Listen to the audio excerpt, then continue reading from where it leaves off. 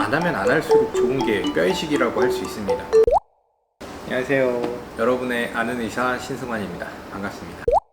오늘은 임플란트에 관련된 부분 중에 뼈이식, 조금 더 전문적으로 알고 계신 분들은 치조골 이식, 이 부분에 대해서 좀 한번 알아보려고 합니다.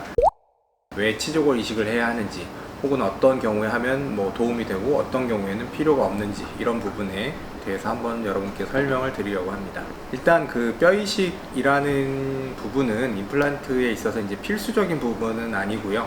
가능하다면 안 하면 안 할수록 좋은 게 어떻게 보면 뼈이식이라고 할 수 있습니다. 내가 본인이 환자분이 갖고 있는 뼈가 상당히 좋다면 굳이 뼈이식을 추가로 할 필요는 없겠죠. 일단 우리가 그렇게 생각해 보면 편할 것 같아요. 집에서 못을 박아 보신 분들이 있으실 거예요.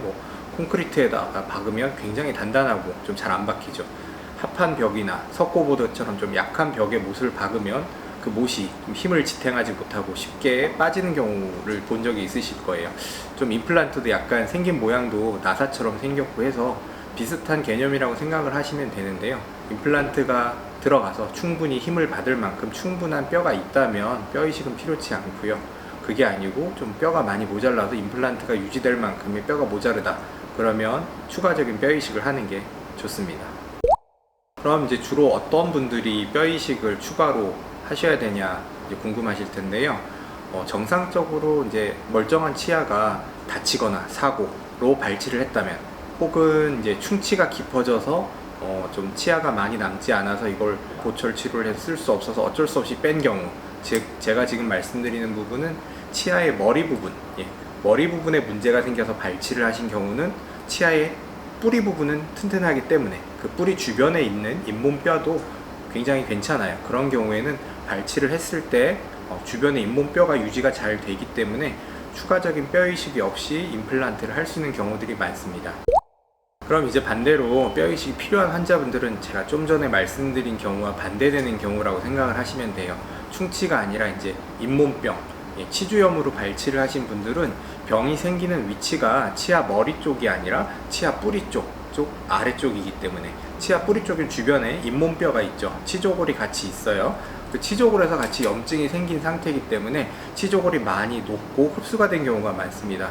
치주염에 의해서 녹아버리고 염증이 생긴 치조골은 다시 재생이 잘 안 됩니다.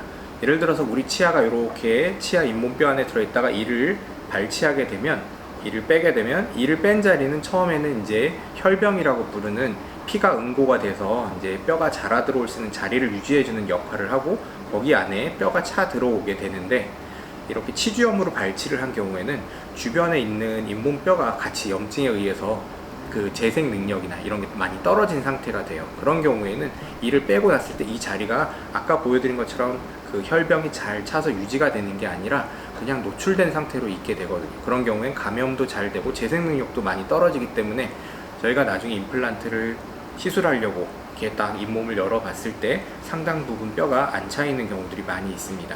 그래서 주된 이유가 이런 잇몸병으로 발치를 하신 경우에는 주로 뼈가 좀 재생이 잘 안 되기 때문에 그런 곳에 뼈이식 임플란트가 필요하고요.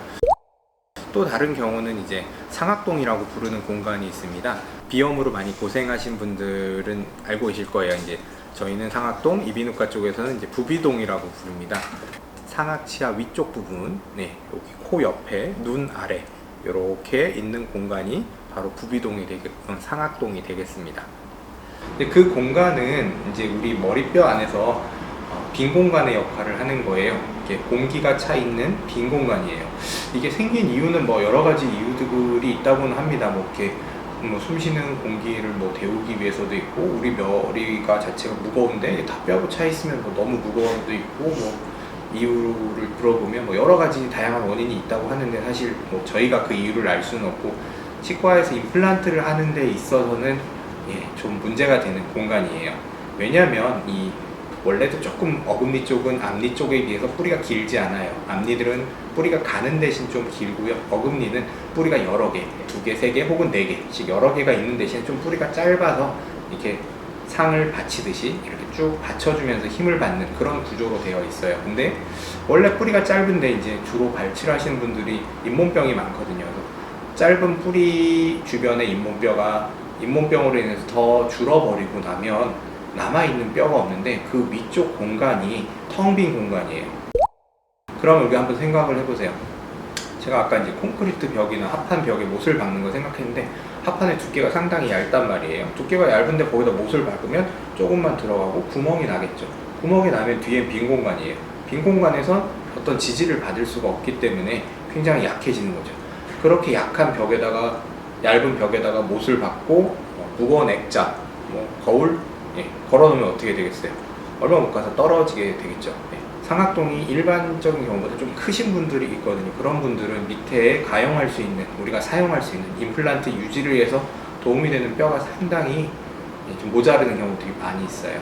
그런 경우라면 어쩔 수 없이 이제 발치한 이후에 상악동에 임플란트를 심을 수 있을 만큼 충분한 뼈가 없다면, 그런 경우에는 추가적으로 고리식을 해야 되는 경우들이 있다고 생각합니다.